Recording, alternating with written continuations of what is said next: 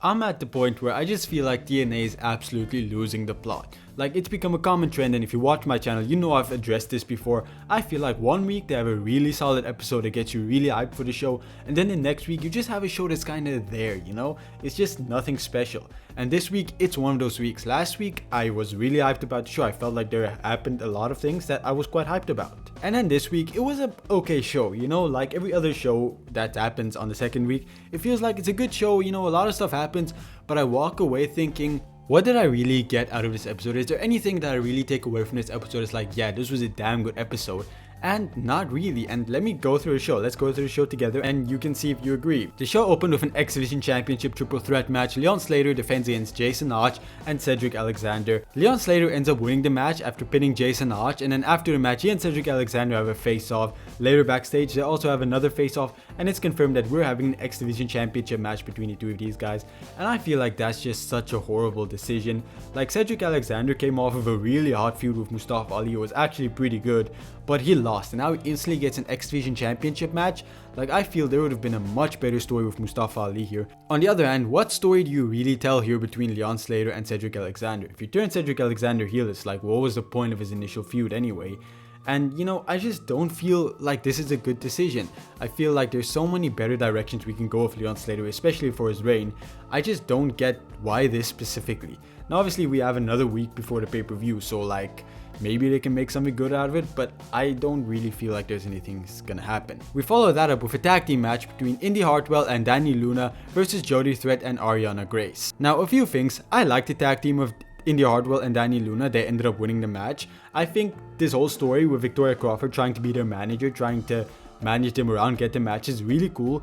Only issue is, I don't want to see Danny Luna go back into a tag team. I also don't think Indy Hartwell should instantly go into a tag team. I feel like both of them have a lot of potential as singles wrestlers, and it seems like this story is kind of leaning towards them being a tag team. But overall, I think this was nice. I'm excited to see where all this is going, especially the Victoria Crawford being a manager part. I find that really entertaining. On the other hand, what are we doing exactly with Ariana Grace? Like last week, we teased some, well, over the last two shows of TNA and NXT, we teased some inter-brand warfare stuff. And now Ariana Grace is just teaming up with Jody Threat.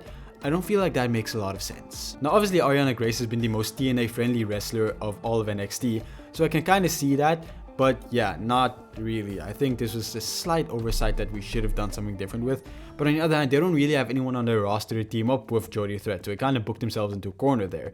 Now, when it comes to who ended up winning, I already said Indy Hartwell and Danny Luna won, but Danny Luna pinned Jody Threat. I still really want to see a feud between the two of these. It seems like the team ended so abruptly, and we never got a solid conclusion. I really hope we build off this. We also go backstage, and it's basically confirmed Jake Something versus Steve Maclin is going to happen for the International Championship. You all know I have no interest in Jake Something. I feel like Steve Maclin is really good if he's paired with someone with personality or someone that's up and coming, that's kind of has some hype around him. That's when Steve Maclin's at his best. With Jake Something, I don't give a fuck. We also have another tag team match. The Rascals, the new look Rascals, Trey Miguel is still out, end up defeating the Nemeth brothers. And I really like this. I think I'm going to talk about the Nemeth brothers after, but let me just talk about the Rascals. I like what we're doing here. I actually hope they win the tag team championships from the Hardy Boys. Reason being is I don't feel like there's a lot left for the Rascals to do, and we all know how how high I am on Zachary Wentz. I think the guy has a lot of potential. He just needs to be given an opportunity. So maybe if the Rascals can win the tag team championships, then Trey Miguel comes back. He's kind of jealous that they're finally finding success again, but without Trey Miguel in the group. So that ends up being a whole feud. They break up. I think that could be a direction we're going. So I really hope this new look Rascals win the tag team championships, and that's the story we're going with.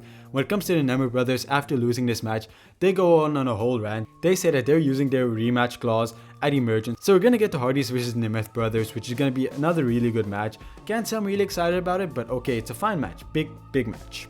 Then they proceed to just diss the hometown where the arena is in, which obviously causes the hometown man to come out. The hometown man gets the crowd behind him, he disses the Nemeth brothers. The Nemeths attack him and they remove his mask, but the Rascals come out to stop it all. Really weird, but you know, hometown man being on my show, I really like it. I can't believe I'm saying this, but the hometown man's one of the most entertaining stuff in TNA. I don't see where we're going with this, especially with the Nemeths and the hometown man. Maybe like a 3-on-3 match somehow. Don't know, don't care, you know, it was just a fun little segment. We have a Santana promo and it was nothing really, basically talking about how he lost and how he had to go and, console his kids, and how he promises to win the TNA championship soon. It was an okay promo, but let's talk about Sami Callihan's promo too. After the match, a bit later, Sami Callihan has a backstage interview talking about how he has always suffered with his weight, how he's always been insecure about it, how it's always been a problem for him, especially after his knee surgery, and he's not sure he can do it anymore. He feels embarrassed to be in front of the camera. So he says he wants to face Santana, his close friend, and see if he really has that in him anymore. So that's going to be a little side quest for Santana, which is cool. I don't feel like Sami Callihan is such a big match for Santana, but Emergence is just a small little event, so I don't think it matters that much really. Now, do I think it's going to be a good match? Yes. Is Santana going to win? Also yes. But, man, we really need the old Sami Callihan back. I feel like if we had the old Sami Callihan back, he would be so insanely good on this roster. Remember that Sami Callihan when Tessa Blanchard was world champion? The Sami Callihan that had that feud with Eddie Edwards that like gouged his eye out or something? I remember the exact details. Maybe it was Sami Callihan who got his eyes gouged. Something like that. That insane Sami Callihan. We need that Sami Callihan back. This babyface Sami Callihan, I just never bought it. Where we can get that back, maybe viciously attack Santana. Something. Just bring that Sami Callihan back. I think that could really revive his career.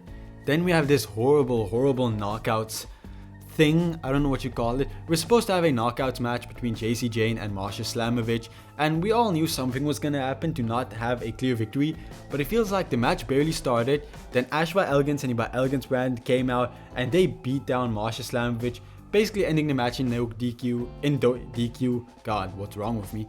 And then Zaya Brookside and Li Ying Li come out to defend Masha Slamovich. We have all three groups just standing there. I don't know, man. I don't know why this just didn't work, but it didn't. I sat here for like 5 minutes and I did 2 recordings and I'm gonna delete both. I can't really explain why this just didn't work, but for whatever reason, this was just not the right thing to do. Now afterwards, we have it announced that Masha Slamovich is gonna face Ashba Elegance in a #1 contendership match. That should be good. I just think, I don't know, this didn't feel right to me. I don't know what it was about it, but this shouldn't have happened. Now after this, we get a little segment about Mara Shade, and this might generally be a major fumble from WWE's side because, my god, she looks like a superstar. I genuinely believe that if she can, I don't really know her in-ring work, we're gonna have to see, because she never really had a lot of matches. It's the first time she's really having that. If she lives up to the aura she has, her in-ring capabilities are the same as like her character presentation, she's gonna be the next face of TNA because damn, I'm really liking what I'm seeing here. Then afterwards, we have a Mustafa Ali promo. He goes on about how he's gonna be the savior of TNA. Then Joe Henry comes out. Joe Henry mocks Jason Hodge. And yeah, man, the fall of Joe Henry needs to be studied. Like, even earlier this year, it feels like there were so many times where it's like, okay, Joe Henry has some hype behind him. Like at WrestleMania when he won the championship. Even recently, it's like, yeah, we're getting that momentum of Joe Henry. We're finally doing it, and then it just drops. Like, he's supposed to go after that TNA World Championship. Why is he facing Mustafa Ali now? Like, shouldn't he also somehow address this? Like, yeah, again, same with the Knockouts Championship match. I'm just not feeling this. Under any other situation, I would have loved the Mustafa Ali and Joe Henry feud. I think this could be a banger, especially on the mic and like character work. Just not now. Something just doesn't feel right.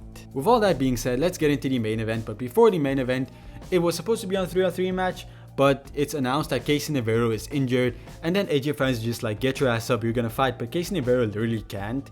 And you can see the Casey Navarro face turn is still continuing. It's been a while since we got some serious teases for it, but this was one of those moments, and I really hope soon Casey Navarro turns face because I don't want this to be extended into an Austin Theory, Grayson Waller situation, but I also think there's still a moment for that. So, I hope it happens soon, but I understand why we're waiting. Now, in the main event, it's Eddie Edwards and Moose. Great tag team, by the way. I fucking love both guys. Going up against Trick Williams and AJ Francis, and Moose pins Trick Williams. Now, I mean, at this point, why am I surprised? Because TNA has this habit of having their world champions take a pinfall. Like, seriously, start watching TNA and start paying attention. When a world champion's in a match, there's a very high likelihood they're gonna get pinned, especially in multi-tag team matches. I mean, Moose's whole reign was him being pinned. Anyway, tangent, I'm goddamn hyped for this match. This is happening at Emergence and not at Bound for Glory as I originally suspected. So I believe there's still time. I still believe Santana is going to take that world championship from Trick Williams. But a part of me kinda hoped Moose would defeat him at Bound for Glory. But overall, whatever happens, it's gonna be good. I'm just really, a Moose versus Trick Williams match, it's gonna be a banger. And that was your episode of TNA for you. I personally give it a 7 out of 10. I feel like the show was okay. Honestly, I think what made it bad is because it just didn't hit my personal taste. I can definitely see how you tuned into this episode and you really liked it. But for me personally, I think there was just a lot that wasn't really my taste. Things that I just didn't like. So I think that's what brought it down for me. But besides that, you know, it was a good show. I can't say it was an awful show. Just, yeah, really it wasn't my taste. That's what it is. So if you like my video, like my review, like me just chatting about TNA, please join my community. I would love for you. We're almost at 600 subscribers, not 700, still away from that. 600 subscribers, so please leave a like. We're getting really close. I would really appreciate it. Join this community, and I hope to see you again soon. Goodbye, everyone. Okay, bye.